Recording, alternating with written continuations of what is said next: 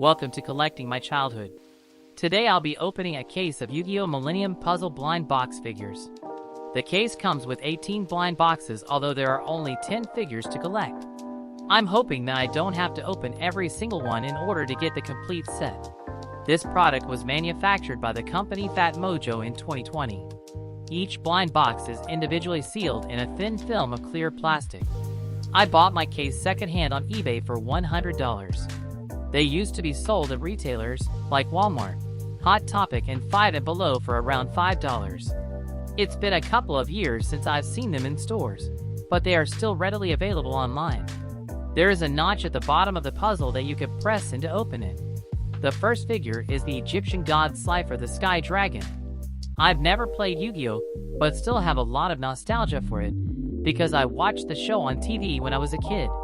I had started collecting Pokemon cards along with every other kid during Pokemania in the late 90s up until the early 2000s. I had amassed an enormous collection of Pokemon cards by the time the Yu-Gi-Oh! Card game came around, and was not willing to jump ships to collect cards for Yu-Gi-Oh! I loved the show though, and the lure it had built around its connection to Egypt. I've always thought the monsters looked very cool, and appreciated the artwork on the cards. The Millennium puzzle has this neat little gimmick where you can turn it into a necklace, like the one Yugi wears. The card even has a display holder included. This piece gets pressed into the two holes on the bottom. I remember some of my classmates in elementary school would opt to stay in during recess and play Yu-Gi-Oh!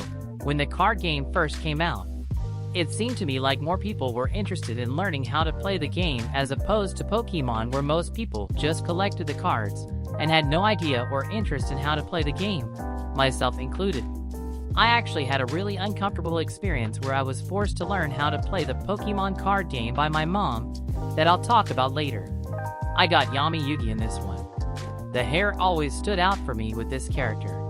There is just so much going on there with the thunderbolt-shaped bangs and the red spikes protruding from the back that look like they're permanently cast in shadow from the front. I like that Yami and Yugi are only 5 feet tall, but Yami always appeared taller in the anime when he took over. I think the reason I became soured over trying to learn card games is because of the awful time I had learning Pokemon. My mom made me bring all my Pokemon cards to a card shop in the mall near our house, expecting that I would just be able to jump and start playing. The manager said I should just buy a pre-constructed starter deck because it would take too long for me to make a deck on my own.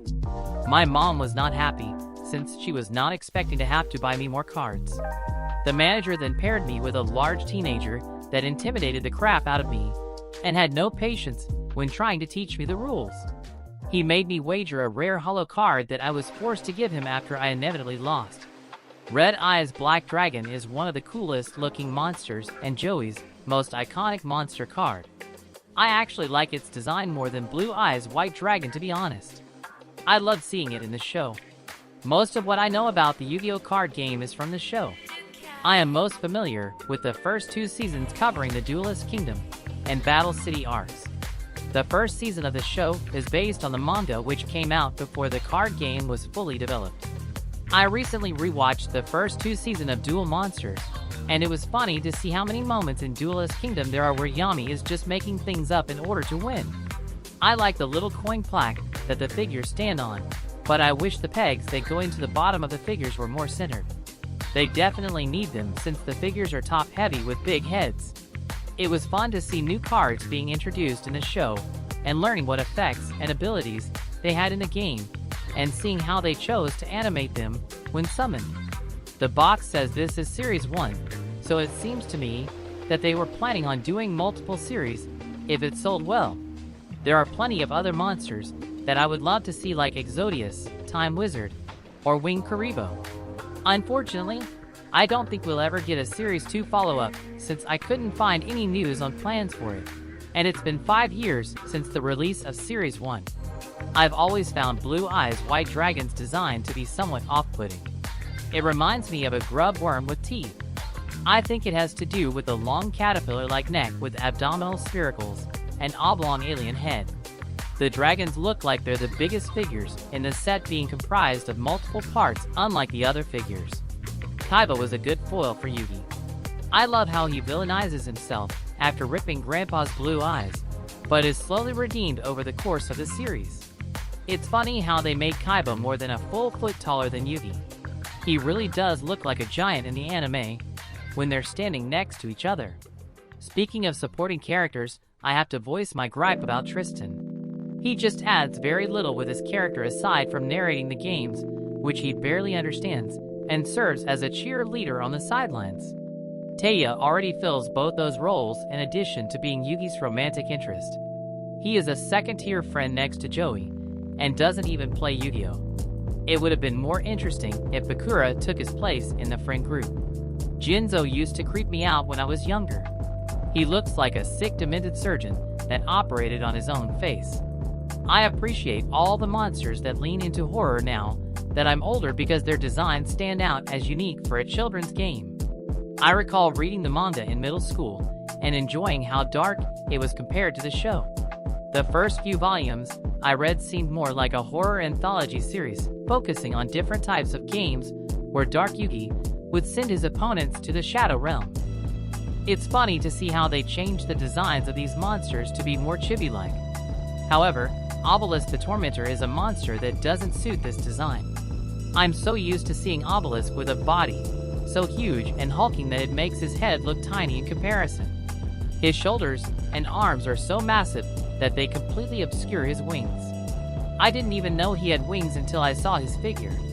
I was happy to find out that the first 7 volumes had been adapted into an anime. The anime came out in 1998 and was simply titled Yu-Gi-Oh!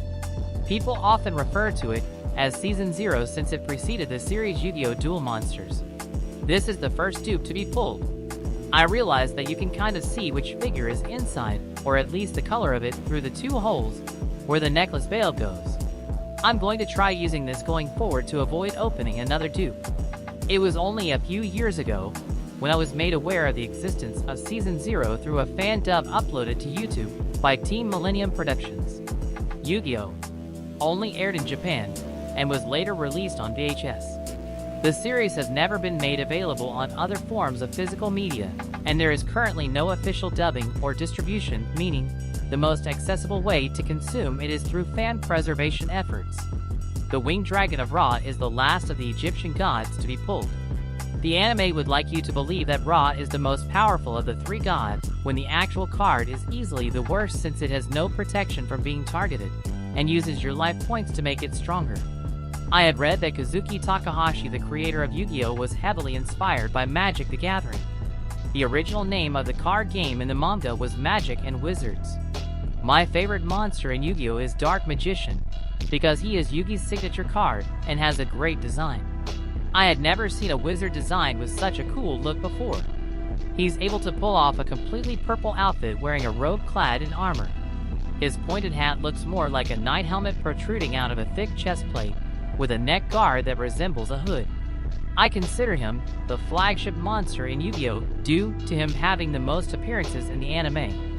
This is the last Millennium puzzle to open, and before the video ends, I want to let everyone know that this will be the last video I upload for a while. Thank you for watching my videos and subscribing. I hope to return soon, but I think I'm just burnt out right now and want to take a break from YouTube. This figure of Blue Eyes Ultimate Dragon is surprisingly smaller than the Blue Eyes White Dragon. I was expecting it to be one of the biggest figures in the set. The color is also a bit different. It's more of a metallic light blue. I've always wondered if the markings on their heads meant anything, but apparently it's just an artist's flourish with no meaning behind it. I originally thought it indicated that the monster was a fusion, but it doesn't appear on other fusion monsters. Thank you for watching.